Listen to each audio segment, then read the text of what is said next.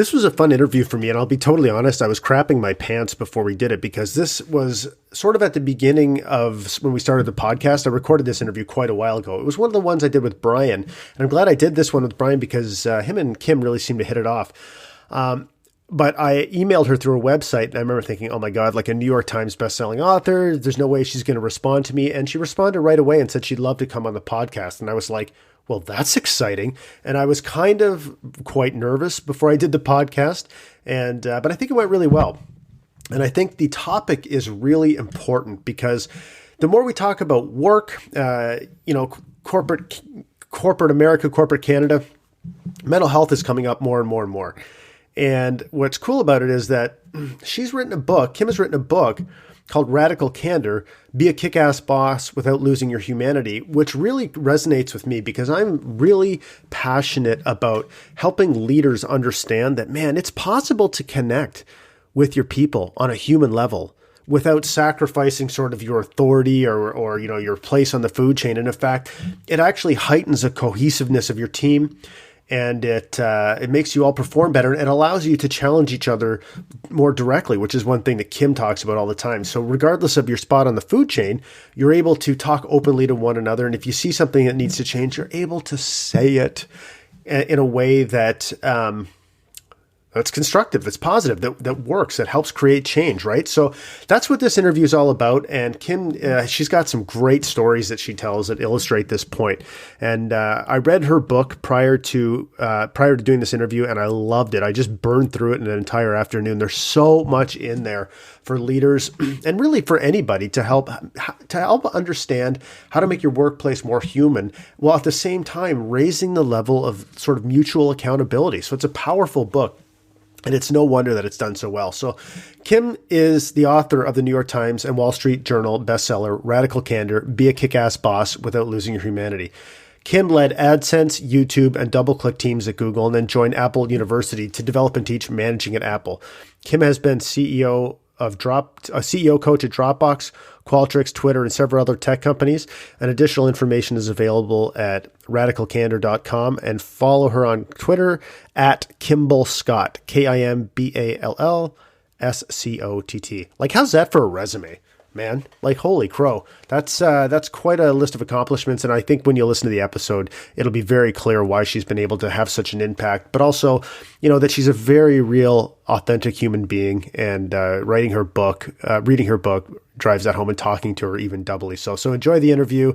I loved it. And again, it was sort of my first time interviewing someone of Kim's stature.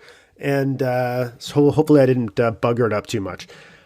I wanted to talk to you also about Mental Health Warriors, not the podcast, but the community for men, because guys, for the guys listening out there, or for the women out there who love men and have important men in their lives, please, if you know someone, if you're a guy struggling with a mental health issue, or you're supporting a loved one struggling with a mental health issue, holy crow, tell them about Mental Health Warriors.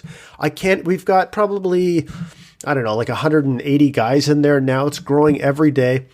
And what's happening in there is incredible.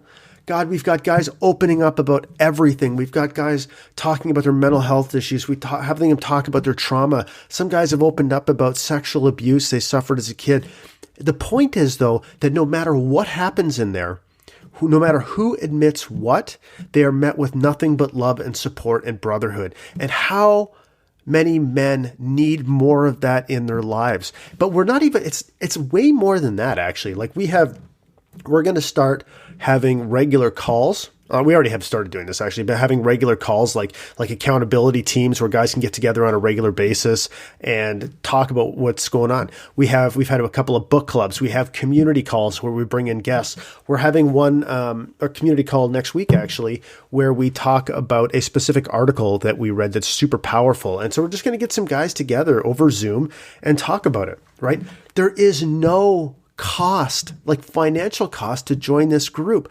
All that we ask is that you follow our 5 guiding principles, which is accountability, excellence, confidentiality, community, and safety. That's it. Those are the only criteria for entry.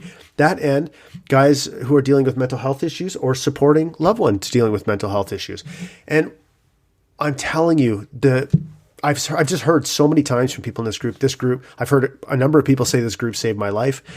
I've heard a number of people say that, my life is not the same since I joined this community. And it's just so important, especially for guys who have been isolating themselves because they feel like what they're dealing with or what they're struggling with somehow makes them less than or makes them weaker. And then to come into a place and be welcomed with open arms and realize, God, I never had to feel shame in the first place.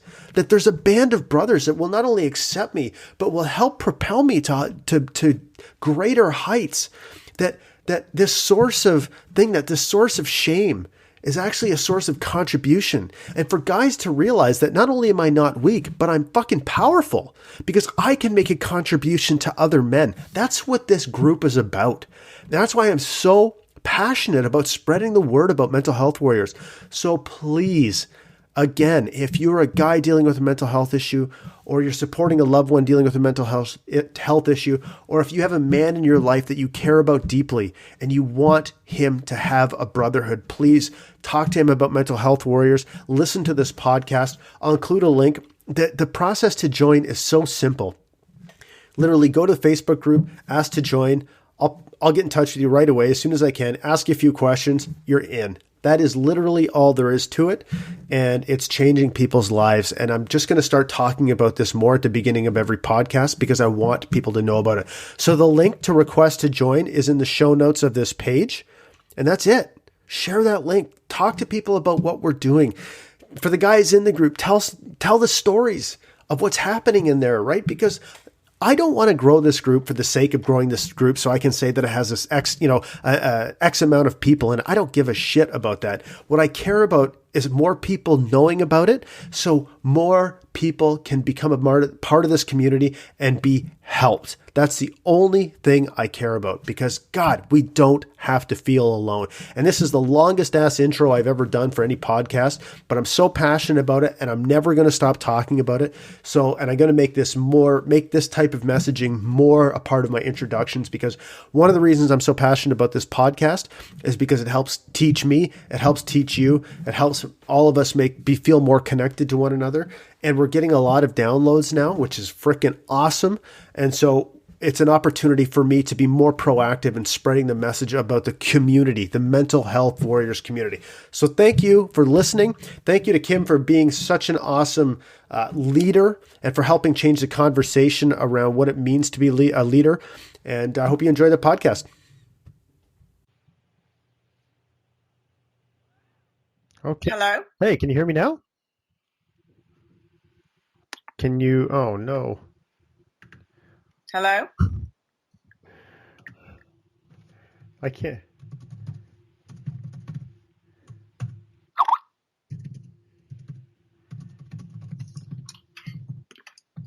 Hello? Hey, can you hear me? Can you hear me, King? Hello?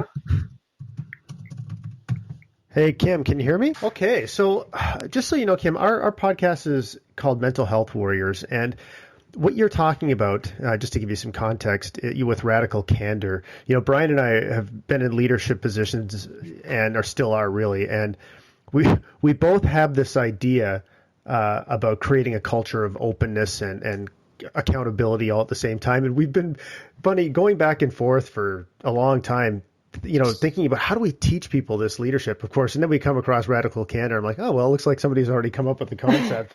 So, but I struggled with it my whole career because I felt, especially as I was like managing managers of managers, it was like I just wanted to crawl inside everybody's brain and just tweak it just a little bit.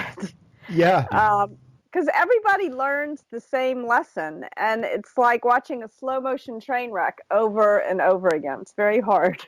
Yeah, and I think it's funny. Well, we might as well just get started right now. So let's just do that. So what's interesting in the mental health field is that I think what part of the communication problem is that sometimes leaders have a hard time understanding the benefits of or how to support people with mental health issues, and they don't understand that the culture that creates, the leadership that creates a culture of support and connection around mental health issues is the same kind of culture that drives improved business performance, right? They're not mutually exclusive. So that's why I'm really, really interested in what you're doing, and I'm really thrilled to be talking to you. So, so first of all, before we talk about Radical Candor, I wanted to tell you a quick story. Last night I was walking my golden retriever with my wife. Excellent. Yes, back from the store, and we actually said, I wonder if we took the dog off the leash, if he would run into the road. And my response to that, that was my wife, and my response to that, he would be dead in a heartbeat, right? So maybe you could tell a quick story about your introduction to the idea of Radical Candor. Sure. Early on in my career, I had started this software company called Juice, and I was managing a team of about 65 people and really struggling with the fact that I had to give people feedback. It felt so mean to tell somebody when they were screwing up at work, and yet I knew it was sort of my job to do it. And in fact, I had this other terrible experience that I'll tell you about in a little bit, where I wound up having to fire somebody because I had failed to give them feedback. So feedback was very much on my mind.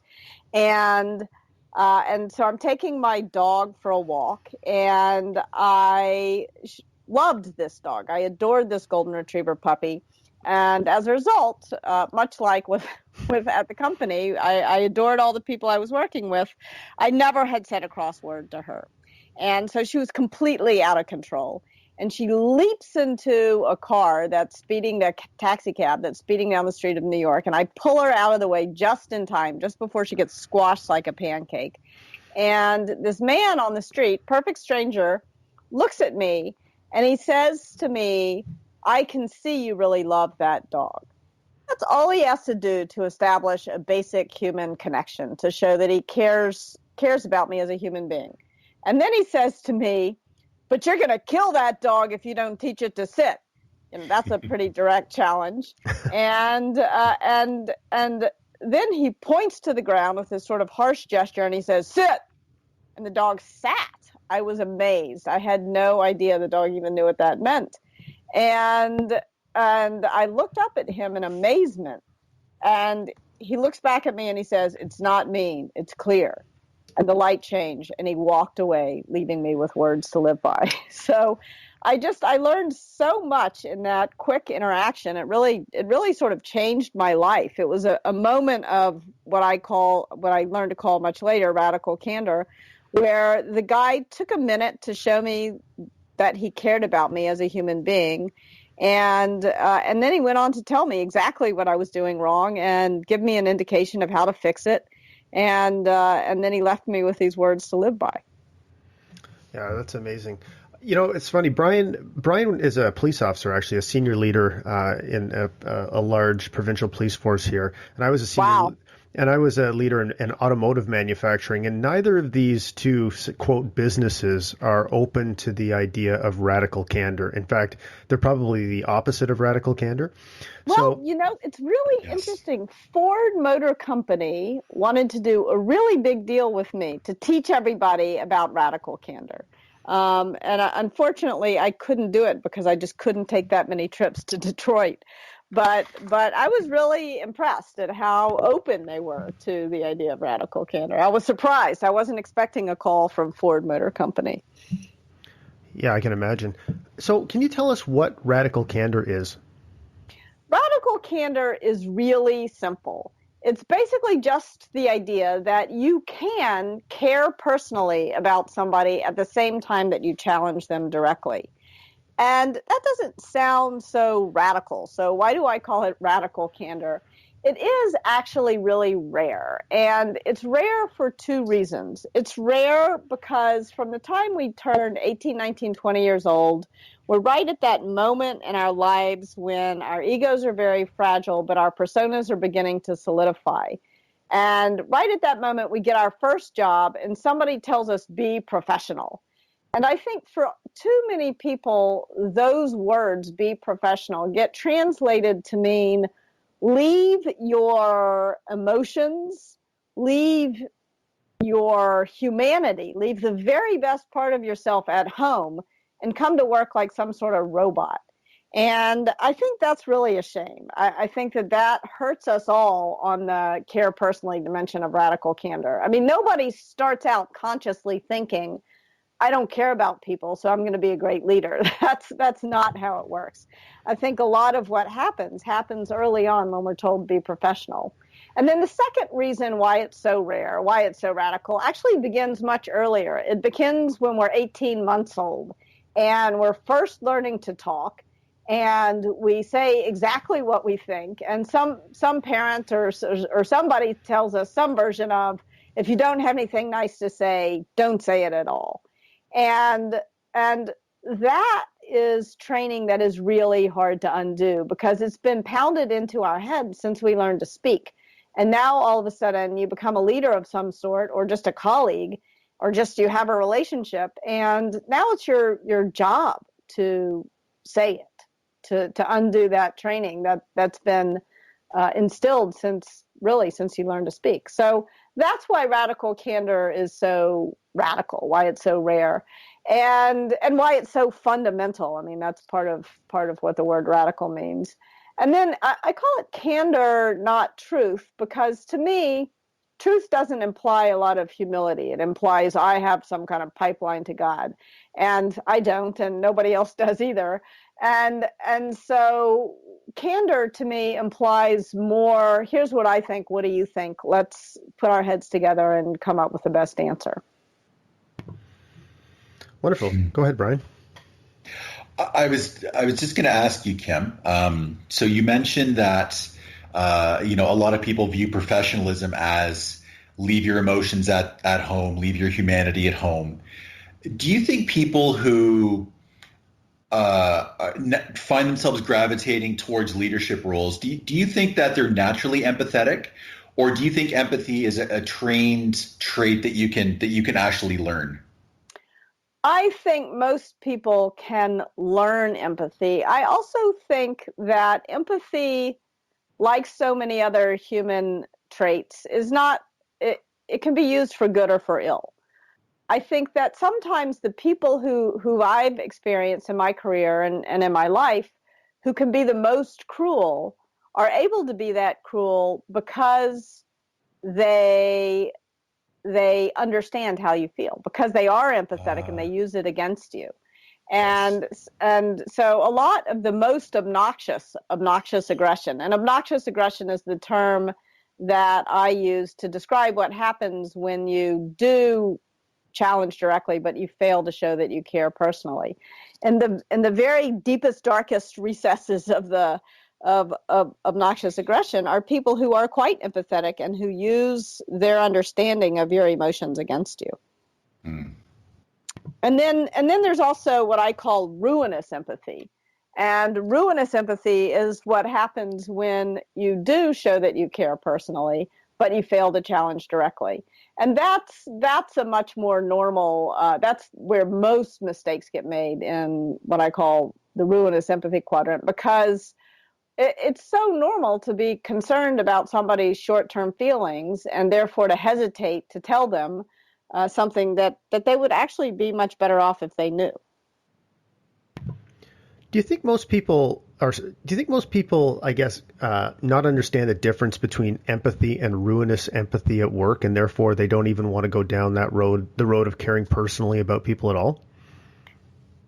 I think that people often at work feel like it's a boundary violation to ask anything personal. And it can be a boundary violation, but I think we've sort of thrown the baby out with the bathwater on this one. I think there are a lot of times at work where you see somebody, I mean, you spend more time often with your close colleagues than you do in your most intimate relationships. And And so you see a lot about somebody in that time, and it just is strange not to react with common human decency and to acknowledge the emotions that are inevitable.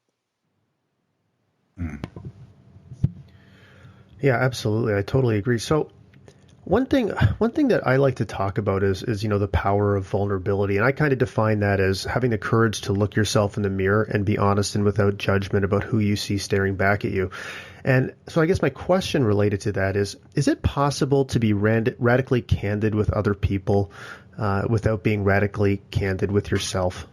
No, it's not. I think I mean, it's interesting because we do, in order to see ourselves clearly, we rely on feedback from other people.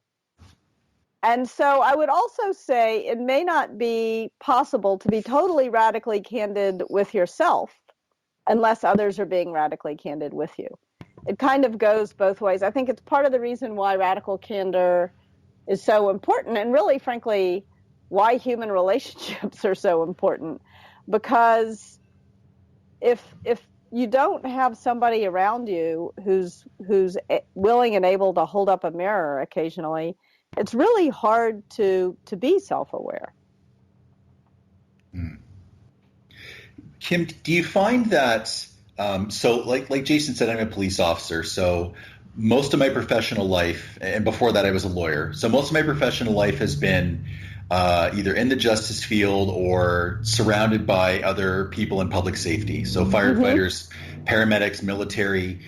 Traditionally, those are very I hate to use the word macho because it implies a strictly male domain, but it's typically those are environments where there's a lot of competition, a lot of alpha characters, a lot of type A personalities, and quite often now it's getting better. So just a real quick jaunt here to the side. I was involved in an incident in 2004 where I was the first one on the scene of a collision. It was a friend of mine who died, very close friend. I buried it. Oh my God.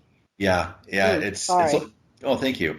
Buried it, repressed it, turned into PTSD, full blown, almost lost everything. So now I've done a complete 180.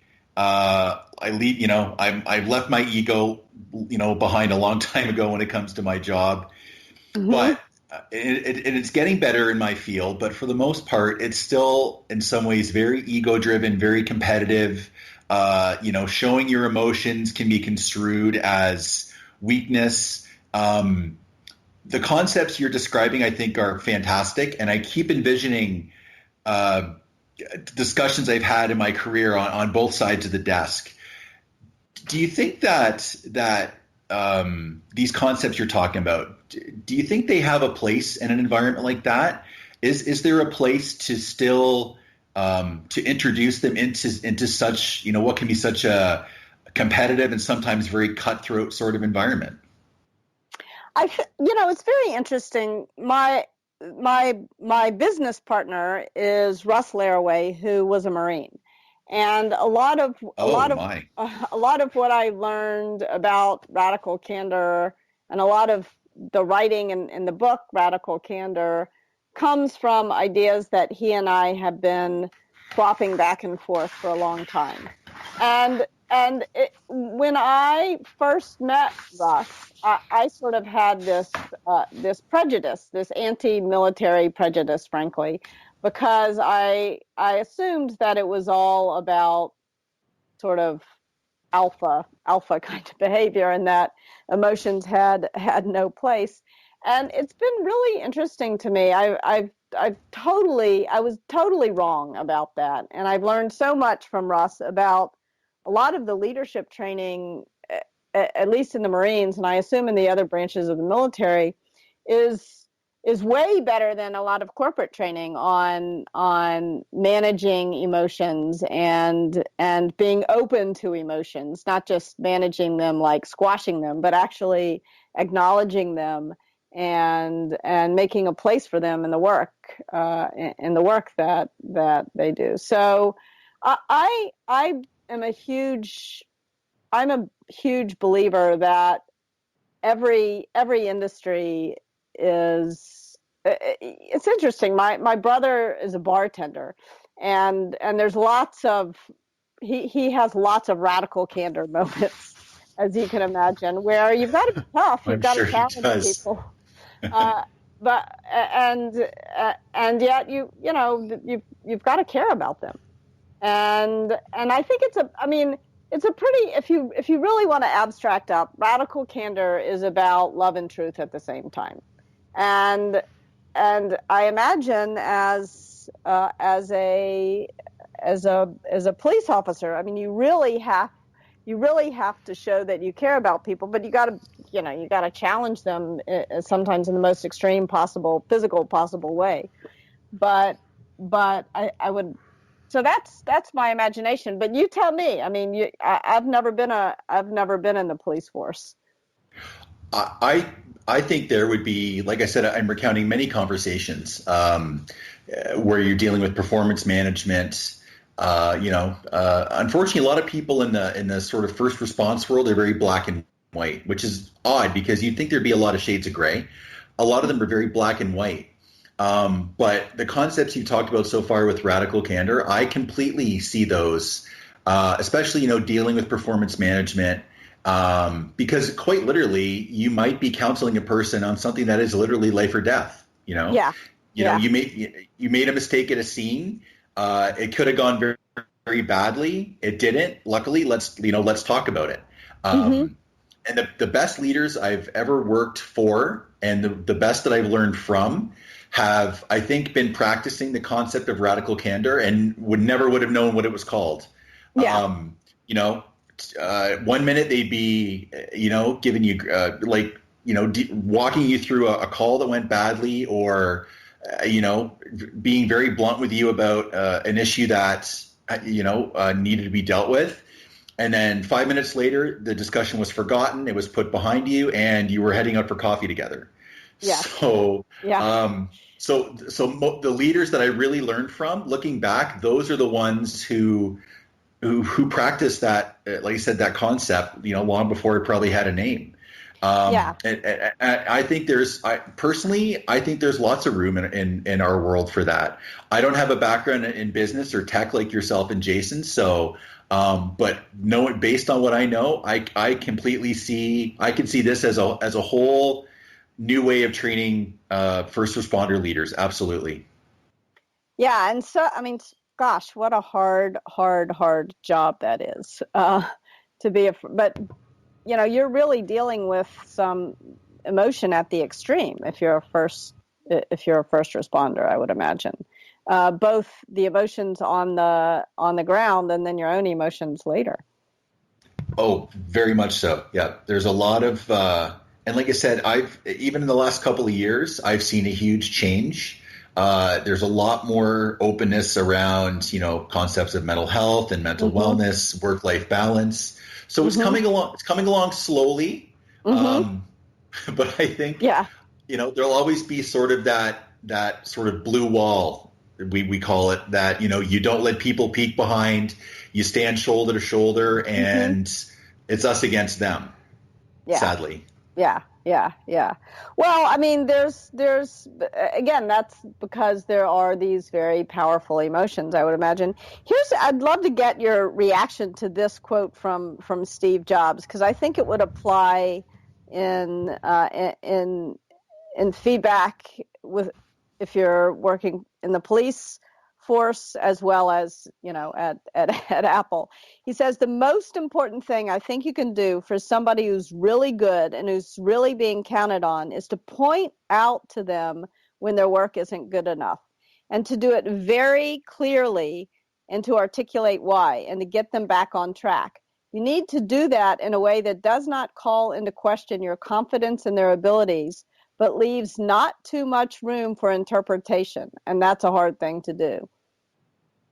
And I think that is why it's so hard, because you want to show that you care about the person, that you have confidence in the person, that the person can fix this thing, but you don't want to leave them with any ambiguity that they've just screwed up. No, it's it's a real tightrope. It's really walking a tightrope. And I don't know a ton of leaders. And Jason, you've certainly dealt with your share of police leaders on your end of the spectrum as well. I don't know a lot of them who can walk that tightrope successfully time after time.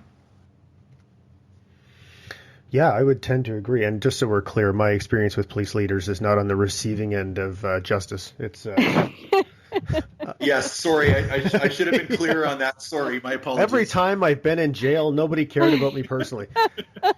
But it's interesting you say that, because I know it applies in policing, and I certainly know it applies in my own career. But as you progress your way up the corporate ladder, the things that you learn, you never learn about the moral obligations of leadership. You learn about the things like how to fill out a performance appraisal, how to measure the KPIs that are important to the organization. And you also learn things like you learn the mechanics of how to interact with people. Like if you're this type of communicator and you're speaking to this type of communicator, these are the ways you should handle that. But nobody talks about the moral obligation that you have to the people, not only on your team, but at your own level in the organization and to the people above you. Why do you think that is?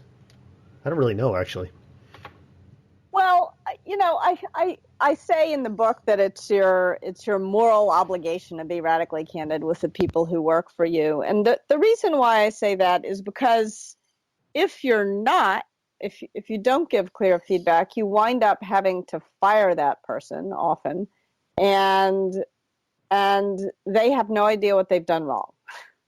And that's a really bad situation for that person. It's also, frankly, a bad situation for you as a leader. I mean, it was a time in my life where I had to fire somebody, and he said, when I was firing him, when I was finished explaining what had gone wrong, "Why didn't you tell me?"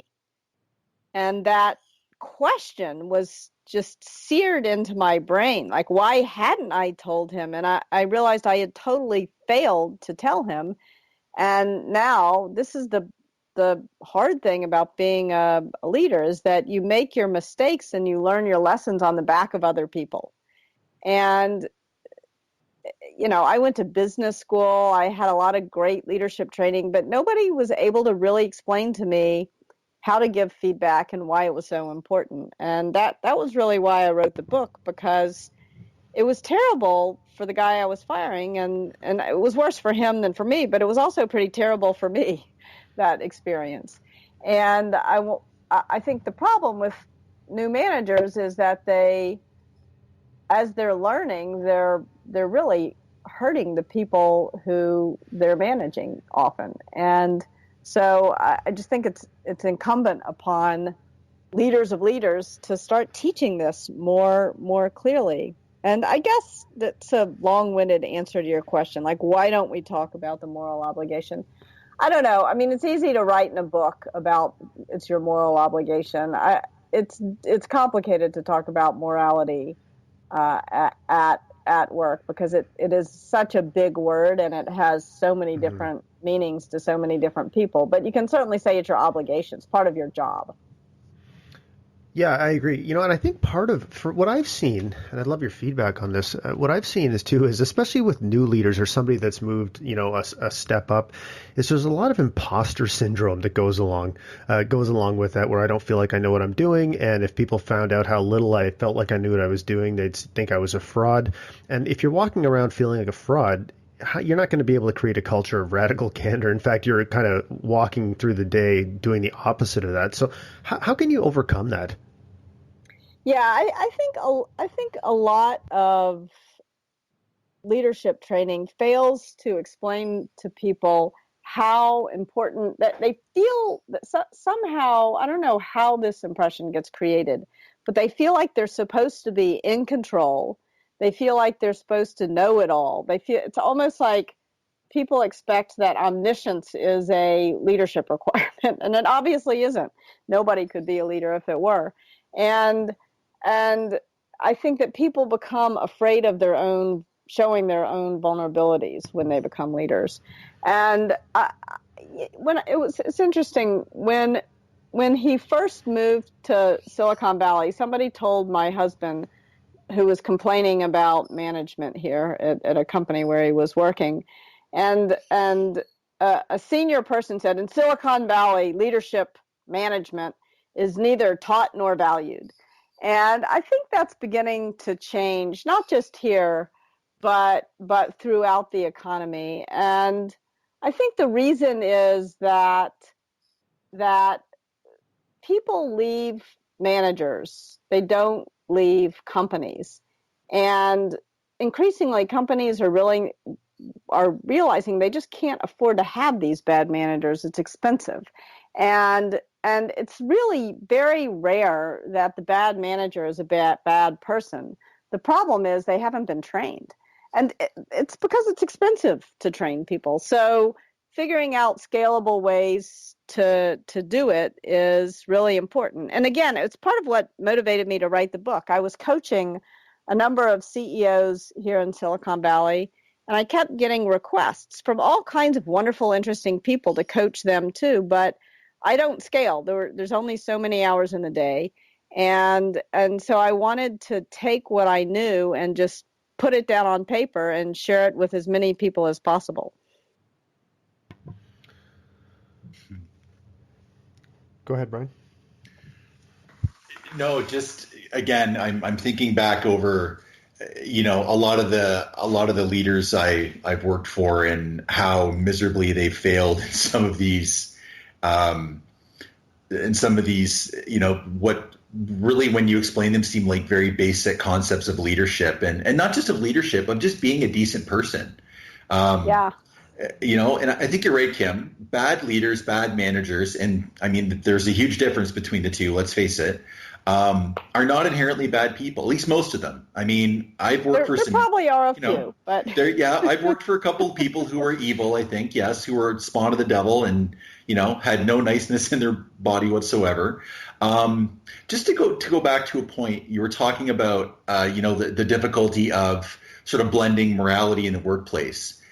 Do you think that's something, difficulty notwithstanding, that corporations and organizations do have an obligation to at least consider as part of their day-to-day how they function? I would put it a little bit differently. I would say that organizations, companies, corporations have an obligation to themselves, to their employees, and to their shareholders to create an environment where people can do their best work. And because that's really what, very few people get a job just hoping to do their worst work. And a big part of creating an environment where people can do their best work is creating an environment where they can bring their best selves to work, their fullest, best selves to work. And I think that's what is so important. And I think, unfortunately, there's a lot of processes that get put in place in the hopes of helping to reinforce good behavior, and instead these processes substitute for good behavior. So, for example, I think that performance reviews, the goal of a performance review is to make sure that employees are getting regular feedback, right? And unfortunately, I think for a lot of managers, they get trained on the performance review and they think that's the time to give feedback. But of course, you should be giving it on a daily, weekly basis. And if you're waiting until the performance review, you've failed to do your job. So, but it's very hard to operationalize impromptu feedback. And so I think that just reminding people that explaining what impromptu praise and criticism is, why it's important, and how to think about it is the right place to begin. And then you can, once you've got that culture of feedback built, then a performance management system on top of that might be helpful, probably is helpful. But do you see what I mean about how these processes sort of substitute for like ordinary human dialogue? I yes. I'm sure you have deep experience with this too, Brian, but what I've seen, and especially in companies that are struggling, is that what you tend to do is, if any aspect of performance is not meeting your expectations, you create another way to measure it, right? So I'm going to create some KPI, and then you're going to have this, Christmas tree around your name on this board of all these circles that measure every single aspect of your day, and they better all be green. Right. Yeah. So, and which obviously is completely disempowering to the employee. And, but I've seen that happen time and time again. What you what's the saying? You inspect what you expect, and, all the, you manage what you measure. Yeah. Like all that stuff. So you basically, you take that to the extreme, and you're measuring every moment of a person's day, and they're miserable, and they feel judged and watched all the time and completely disempowered. So I totally agree with what you're saying. Yeah. So I have a question. You tell an interesting story about some of the feedback you got about saying a lot in your presentation earlier in your career. And what I wanted to ask you was how does caring personally give you a deeper perspective on how to best deliver the message when giving feedback? Because everybody receives or hears things differently. We all got our own history. We all have our own baggage. So how, as a leader, do you incorporate caring personally with delivering the message in the way it can be received best? Well, I think the important thing here is to remember that radical candor gets measured not at your mouth, but at the other person's ear. And that's why it's so important to have these conversations in person, because most of communication is nonverbal. Something like on the order of 85% of communication is nonverbal. So if you're just filling out a line in some sort of review process or something that only gets read, you're missing most of the texture of how to give great feedback. In fact, in the story where my boss told me that I sounded stupid because I was saying so much, she didn't start by saying that. She just said, "You said a lot. Were you aware of it?" And it was only because she saw me making this brush off gesture with my hand that she realized that she needed to be much more direct with me and to sort of step it up, to sort of escalate in order to get through to me. Now, if she had been talking to somebody else, that other person, when she said, "You said a lot. Were you aware of it?" That other person might have become defensive or angry or sad, and she would have reacted very differently to the reaction to the feedback. So the best way to make feedback clear is to attend to the emotional response you get when delivering it. Now, you can't let the emotional response you get when giving it allow you to back off your intention to be clear. In other words, when you get a negative emotional response while giving feedback, it's tempting to back off the challenge on the challenge directly dimension. And that's exactly the wrong thing to do, because you've got to make it clear to this person. Instead, what you can do is just to react with compassion to whatever emotion you see present. And to say, I can see this is upsetting for you. My goal here is not to upset you. My goal is to help you improve, or however you want to say it. I mean, you've got to use your words and feel authentic. But so if you start, it's very tempting to give people language. They ask for it all the time. But the way I would say it is not necessarily the way you would say it. Right. But that's the idea. Yeah, okay. That makes a lot of sense. So one thing I've also seen is, when you think about challenging somebody directly, it means being clear, it means being honest, and it means being assertive. And I see sometimes what happens with leaders, and I lived this for most of my early leadership career, was I looked at it like if I was giving somebody feedback or I had to challenge them, I viewed it as a confrontation that I needed to win. Yeah. And I was also nervous about having the conversation or confrontation. Of course you were. It's nervous making. Oh yeah, but I would never ever show that, of course. So what I would do was I would compensate for that feeling that I had by being hostile and overly aggressive and overly confrontational, just to make sure that I, quote, won. So I guess my question is, what do you see as the difference between challenging directly and being assertive versus being hostile or overly aggressive? Well, again, this is why I call it candor and not truth, because the way to think about it is, when you're telling somebody something that they don't necessarily want to hear but need to hear, you're giving them a gift. And you're giving them a gift in one of two ways. Either the gift is a gift because you're pointing out something to them that they've done wrong and they can fix it. Or you're giving them a gift because you're telling them what you think and you're wrong. And now they have an opportunity to correct you.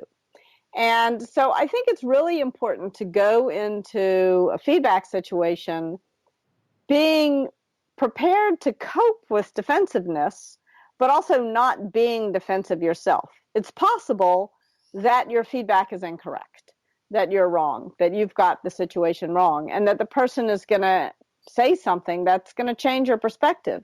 And I think it makes it much easier to go into these conversations not being nervous, not being determined to be right, because you may very well be wrong, if you realize it's okay to be wrong about your feedback.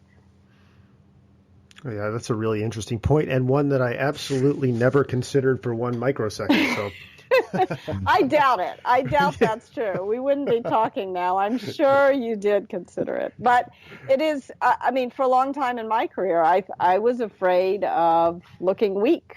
And so I was afraid to admit it when I thought, oh, actually, I am wrong about that. And it's the fear of admitting that you're wrong that's the source of weakness. It's not being wrong that's the source of weakness. Yeah, I totally agree with that. Go ahead, Brian.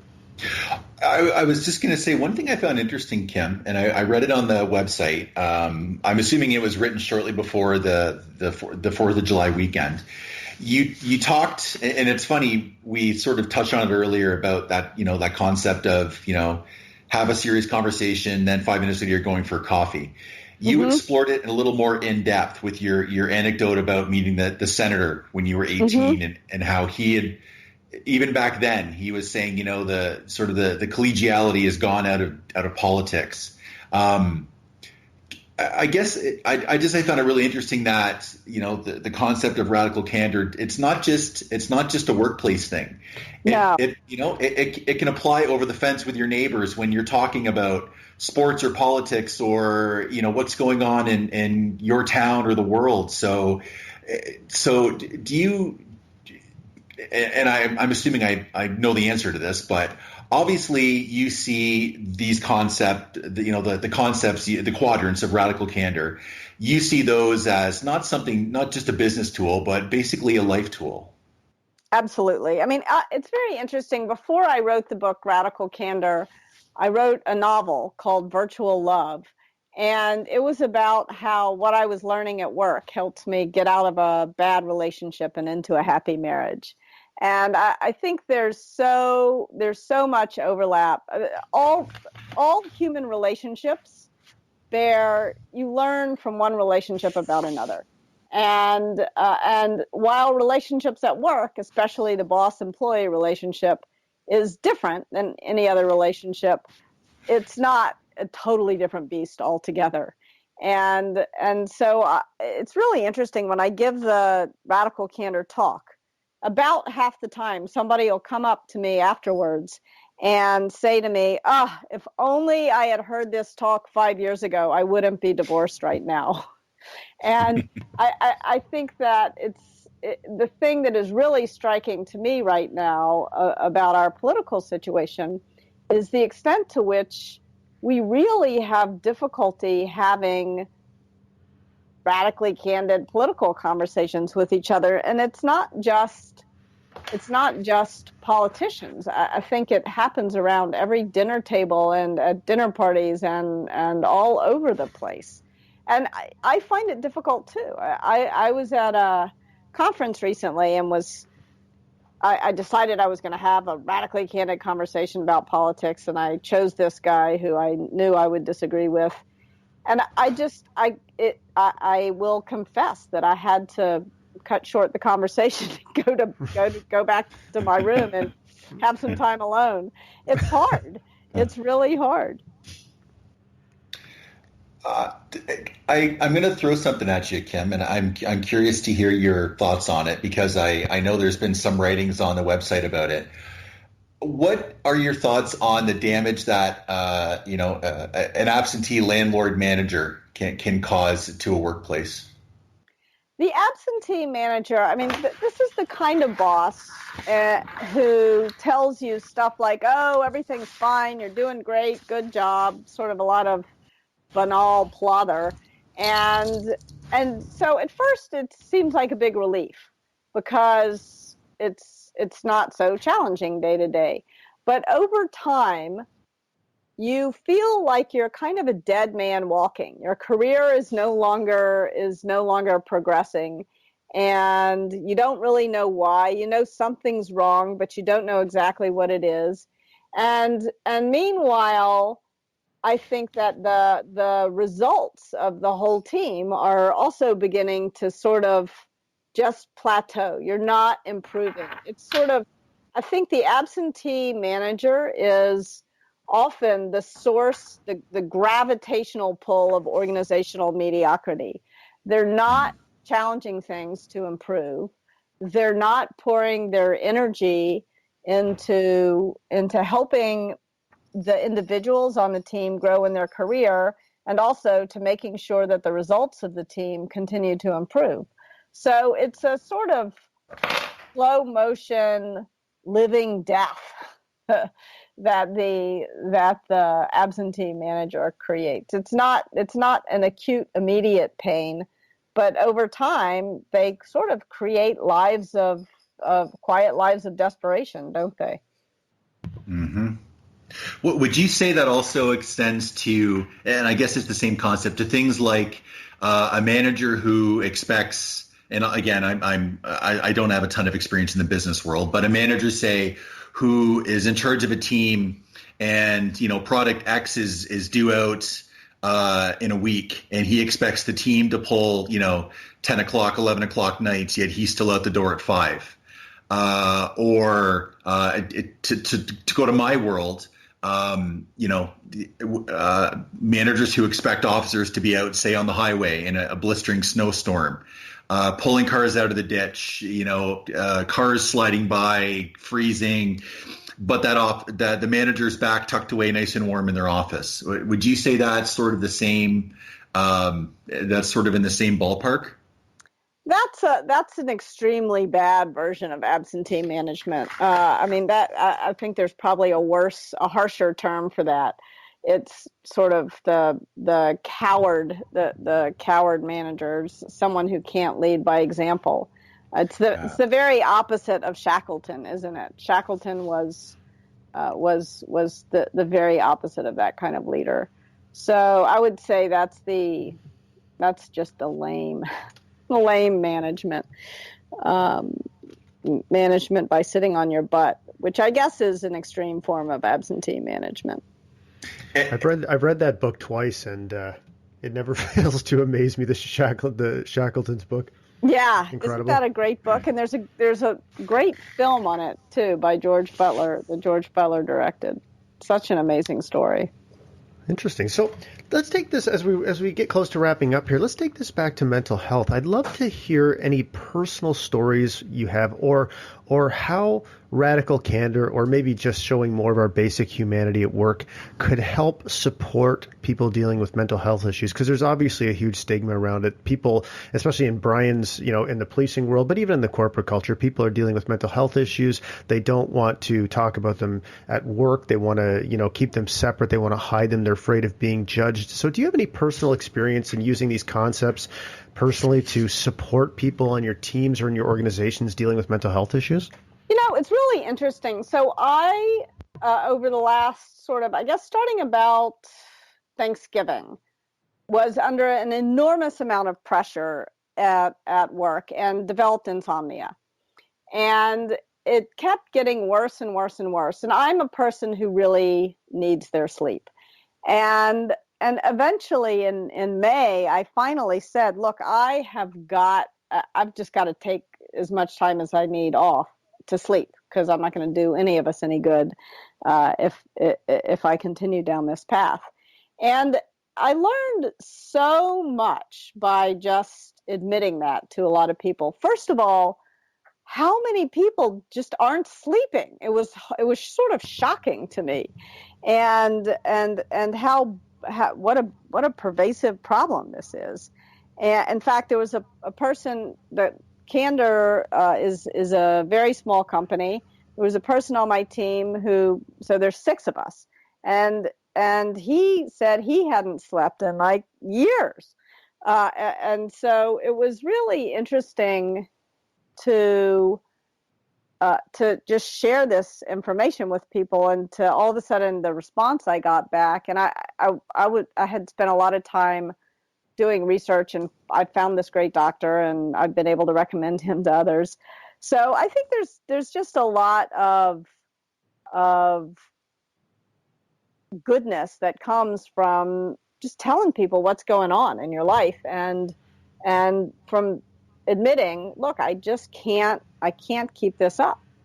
There's some risk in it too. Not everybody reacted with the good grace I would have hoped, but it was the right thing to do for sure.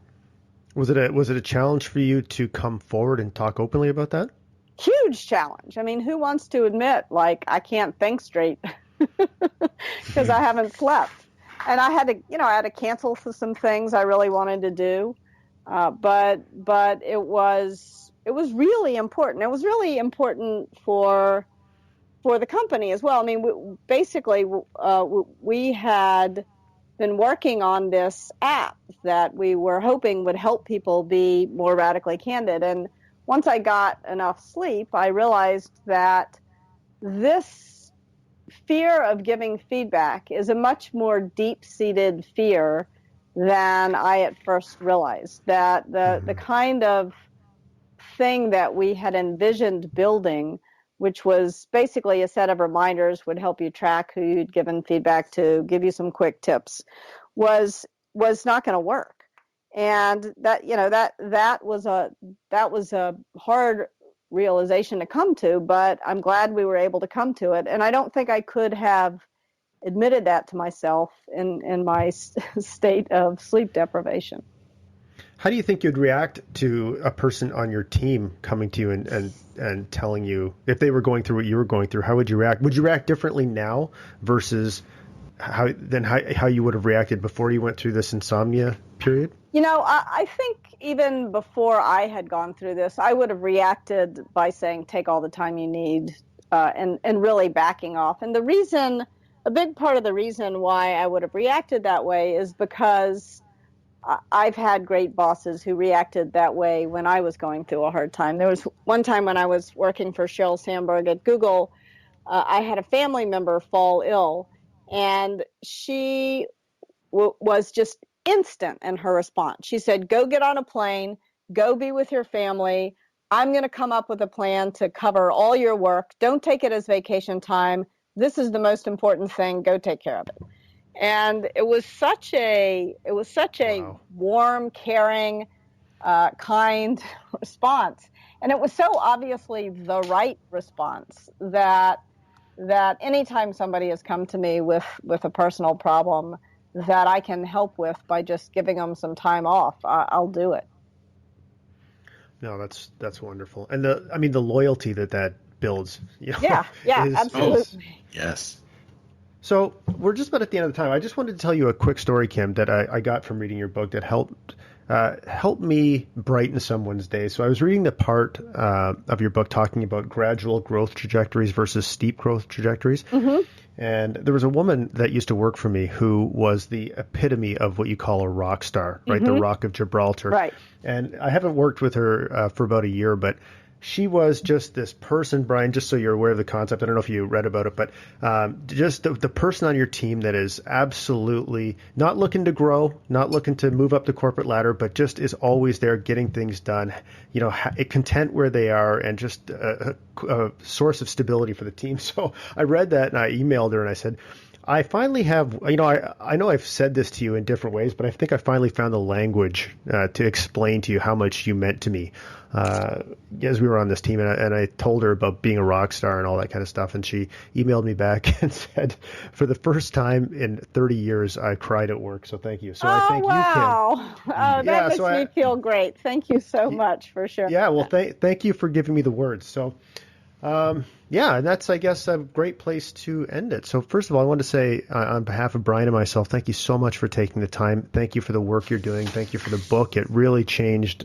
my view of leadership and gave me some concepts around it. And for people, if people want to find you, find out about the work you're doing, what's the best way for them to get in touch with you? www.radicalcandor.com. Or they can send an email to advice@radicalcandor.com, or read the book, radicalcandor.com, or listen to our podcast, which is called Radical Candor, How Not to Hate the Boss You Have or Be the Boss You Hate.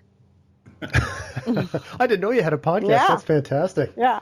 I will definitely listen to it. Well, thanks a lot. Thank you very much for being with us today, and I will continue to follow you, and I will use and I'm sure Brian will too, use the information that you've put out to help people and help ourselves be better. Great. Thank you so much. Thanks, Kim. Take care. Take care. Be well. And thanks to Kim and thanks to Brian for a wonderful conversation about how to create radical candor and be a kick-ass boss without losing your humanity. And I'm actually recording this right now, and I'm about to sneeze, and I'm trying to figure out if I want to actually pause it while I sneeze or, oh, wait a minute, I think it passed. Anyways, it did pass. That never happens to me. So, hey, thanks, Kim. Thanks, Brian. Hope you enjoyed the conversation. And I want to end this podcast like I end every single one, and that's by saying, if you're struggling, I want you to know that I have struggled too. And if you ever want to talk to me, I want you to know that I fucked up so many times in my life that there's no possible way I can judge you. Okay? So I won't. So I'm a safe person to talk to. Please give that gift to somebody else as well. Okay? Just let them know that if they've struggled, that you struggled too, and that you will not judge them. It's one of the greatest gifts we can give to each other. So peace out, everybody, and until next time. Oh my God. Until next time. I was actually going to try and do a high note there, but it didn't work. Until next time.